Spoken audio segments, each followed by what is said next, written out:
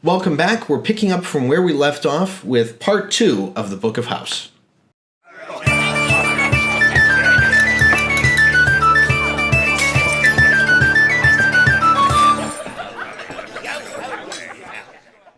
So another good chunk of the book goes into lycanthropy, and it's slightly touched in the DM's Guild book, and it's mentioned here and there in some of the monster manuals, but this really kind of like takes it to a whole nother level. Yeah, and I think it gives the way it works with it is similar to how that Knoll ferocity that thing went, the regression on that, and I like this better really than what the DM's guide goes, because you do get stats for it, and even with the DM's guide you get stats for like a were-rat or a werewolf and all that, but he goes into even more detail in each of these. I mean, we get were-squids, which by the way look really cool. Oh, they're so cool. You got the were-octopus. I think we're going to put up a picture of a were-octopus. We have and squid. to. And these, I feel like they'd be natural enemies in the campaign. I would think so. But it's so cool because each one, like we said earlier, you get different ability adjustments. You get these different traits.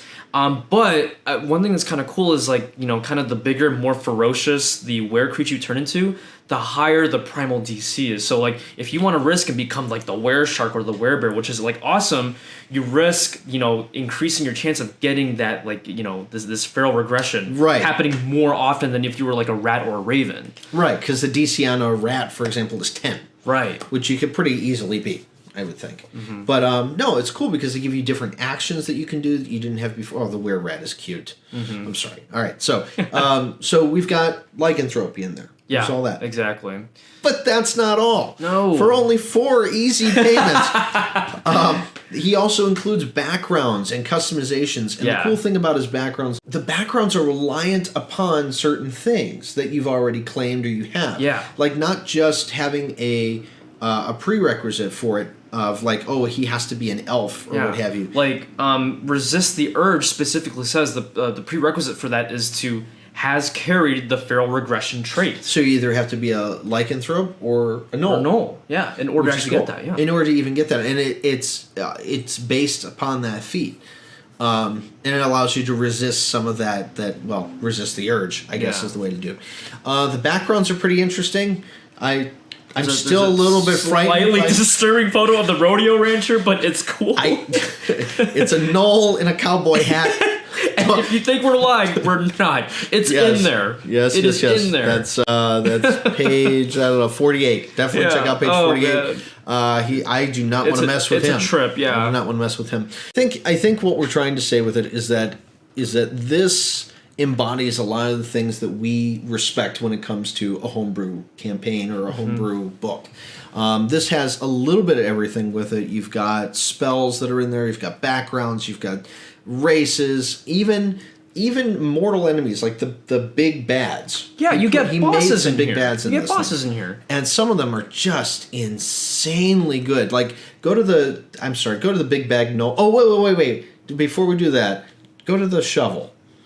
Okay, so as Tony was mentioning before, there are a lot of fantastic magical items. We're gonna just do one because it's hilarious. This is our longest video so far. Yeah, I know. And it's going to get longer. So there's one item called the Shovel of Unearthed Arcana. You heard that right, folks. It's a very rare shovel. It's kind of cool. Basically, you can use a reaction to dig out a hole and give yourself half cover. You can launch the ground from below you to shovel it and then throw it at somebody. But the best part of this description is Dwarven researchers have estimated that a shovel of Unearthed Arcana is discovered at least once a month, usually buried within long abandoned mines. If that isn't meta, I don't know what is. Because it's usually hard to find those things, and once a month we get that Unearthed Arcana, which is good because we're going to be seeing that very soon. Exactly. With the Artificer class that's going to be coming that shovel is correct. But the items are great, and there's a drawing for almost every single item. Yeah, I mean, whoever did the artwork to this is... Yeah. They are very, very well versed in this. Tons of new spells that are added in there, up to 5th level. Not really a lot of huge things that are there. They're going to break your game. It's and some of them are just really, really well thought out. Magic Bullet, I love. Instill Doubt is really cool.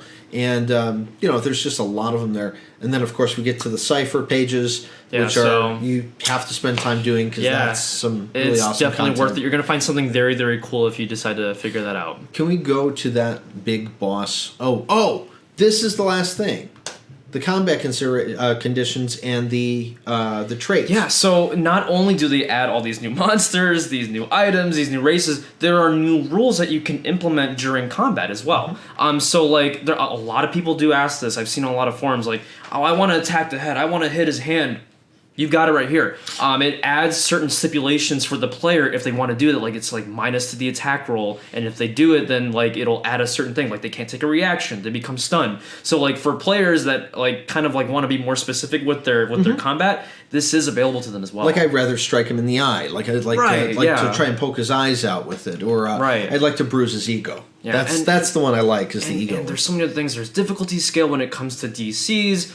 There's hazards and cover, distance and velocity, and then there's additional actions for each skill that have been added. Right. So, like for example, if you've got a high constitution on something, he gives you 2 new abilities that you can totally do on it. One of them is called Psych Up, and the other one's Bodyguard. And it's the idea that if you've got a high enough constitution, as a bonus action on your turn, you can attempt to raise your damage tolerance. Yeah. To all non-magical attacks. Just based on the fact that you chose to increase your constitution stat. And the reason why I like this so much is because, sometimes people will just stat boost to max out. Oh, I'm a warlock. Charisma.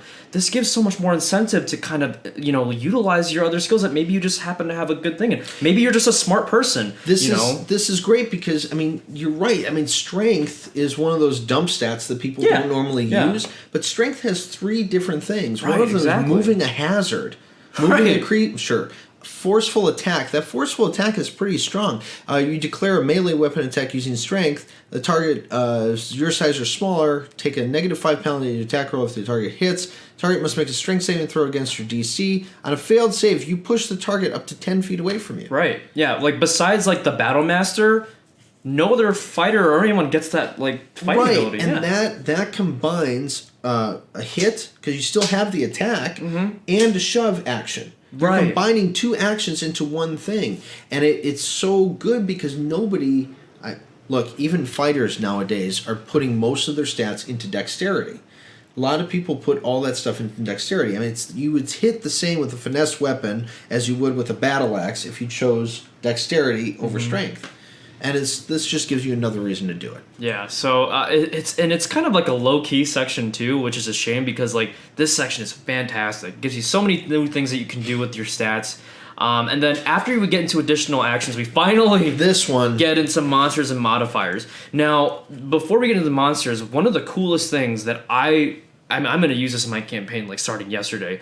He adds this new function to NPCs called personality. Now, when you add it, and you can basically slap a personality on like any monster if you want to, and it adds this new kind of feature or characteristic that you wouldn't normally find on that opponent. Right, and he gives examples in the book of those things, and the way I see this. The way I would play this in my campaign would be how the players interacted with that monster or that encounter before the encounter began. Yeah. So, like, if you were, let's say you try to charm the monster before the encounter begins. You're sneaking in, and your bard goes, well, I'm going to go kind of charm the dragon. As bards do. Yeah. That kind of thing.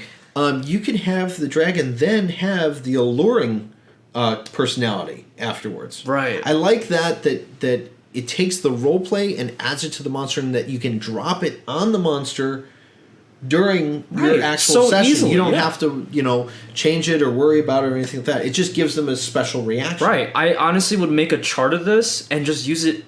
You could drop this in anything. Yeah. And that's why like this part about like personalities was like really cool, and it stood out for us particularly. Like here, take an example of look at Petty, for example. Yeah. Petty is one of them.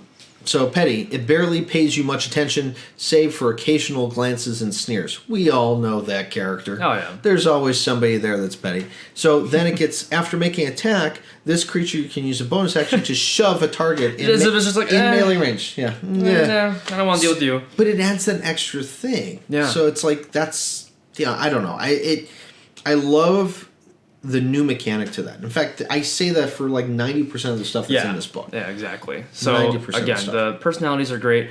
And then he goes into examples of certain monsters that you can add the personality traits to. And then finally, we get into some of the legendary enemies that he created specifically for this content set. Yeah. And you're going to stumble right into Mr. or Mrs. Joyless Regan, which scared the crap out of me. He reminds me of Regan. Either way, I think this guy is scary. He reminds me of Jigsaw. It's creepy, and it's a wonderful enemy on that. And he even gives you, and this is so well thought out. He gives you a D4 plot hook chart underneath. In case you can't think of anything, you can how you can put this guy into your campaign. You can have like story mechanics involved with these creatures if you want it, and you can roll for it. But again, and Joyless is cool because he's basically like a clone. So he has those features like Rubber Soul and other stuff that you'll see from the actual race itself. It's really cool. I like he's got a grab as a legendary action. Mm-hmm. Within 20 feet too, because he can stretch. Yeah. Yeah. Crazy, right? It's really cool. And then I like, what's her name? Radical Eddie. Radical Eddie. Oh yeah, Radical Edward. Okay, I get it. I get where that's coming from. That's really cool too because Eddie has this Chuck Hazard thing. So basically, she can attempt to grab anything adjacent to her and throw it. Yeah. Anything. That means players. That means chairs. That means tables. It means other gnolls. Exactly. Exactly. It's absolutely cool. And then even Sir House himself gets a monster sheet as well. That one is an entire page. His stat block is one entire page. It's a lot, but we're talking like end boss kind of stuff here, so it makes sense. And yeah, again, like just the content in here is fantastic. I don't know, the best way to summarize this is it's something that we've never seen before. It kind of combines everything that we look for in homebrew stuff, when it comes to the balancing, the details, the flavor, and more importantly, adding new mechanics to D&D 5e that we've never seen before. Right, and I think that part of the homebrew of this, and I'm so happy that somebody thought about us when they're releasing this. Oh yeah, we're extremely flattered. Yes. Oh my God, this was so cool. But the artwork in it is amazing. Every single part of this is amazing. I have not found anything in this that I do not like. There's things that I want to throw into my campaign tomorrow. Yeah, absolutely. And this actually is available March 1st. Yeah. Which is coming up pretty soon. I mean, what is it? The 23rd, 24th? Yeah. So again, we're gonna leave a link down below so you can go ahead and prepare to pick this up yourself. Mm-hmm. I think this is unlike any homebrew package we've ever seen before. I almost confused this with official book content at some point. And again, I think you're gonna get the bang out of your buck when it comes to this content. I think it's got everything that you need. You can make a whole campaign setting out of this. Again, it's just one of the best things that I've probably ever seen on here. So, well, that's going to wrap it up for this. I'm sorry the video is so long. We're looking at about 25 minutes on this one, but it is definitely worth a look. Definitely grab it, pick it up. Link will be below. And I guess remember, the best campaigns are always the ones that are homebrewed. So until next time, keep brewing.